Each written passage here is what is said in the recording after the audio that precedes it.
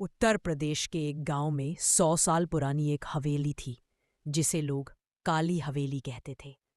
गांव वाले मानते थे कि वहां जाने वाला कोई भी इंसान जिंदा वापस नहीं आता। हवेली के आसपास पेड़ों पर कौए और उल्लू हमेशा मंडराते रहते थे। रात को हवेली से अक्सर औरत की चीखें और पायल की आवाज सुनाई देती। गांव का कोई भी आदमी सूरज ढलने के बाद उस रास्ते से भी नहीं गुजरता था। शहर से आए 4 दोस्त राहुल, सीमा, करण और पूजा छुट्टियों में गांव पहुंचे। जब हवेली की कहानी सुनी तो राहुल बोला, ये सब दादी नानी की बातें हैं, भूत वूत कुछ नहीं ही था। करण ने हिम्मत दिखाई, तो चलो आज रात हवेली चलते हैं। सीमा और पूजा ने मना किया, पर आखिर सब ने तय किया कि रात 12 बजे टॉर्च लेकर हवेली में जाएंगे। आधी रात को चारों हवेली पहुंचे। जंग लगे दरवाजे को धक्का देते ही डरावनी आवाज हुई। अंदर अंधेरा और ठंडी हवा का सन्नाटा था।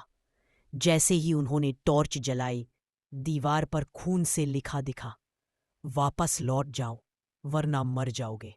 सब घबरा गए, पर राहुल हंसते हुए बोला, किसी ने मजाक किया होगा। अचानक हवेली का दरवाजा अपने आप बंद हो गया। ऊपर की मंजिल से रोने की आवाज आई। जब सब ऊपर पहुंचे तो एक कमरा बंद था। दरवाजा खोलते ही अंदर एक पुराना पलंग और टूटा आईना था। आईने में सबने अपना अक्स देखा, लेकिन पूजा का अक्स गायब था।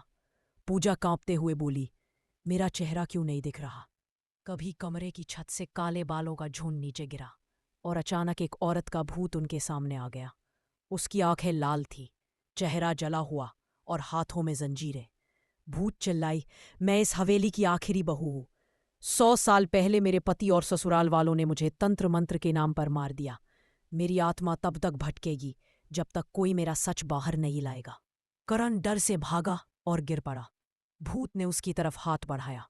तभी सीमा रोते हुए बोली, हम तुम्हें न्याय दिलाएंगे, बस हमें छोड़ दो। भूत की आंखों से आंसू बहने लगे।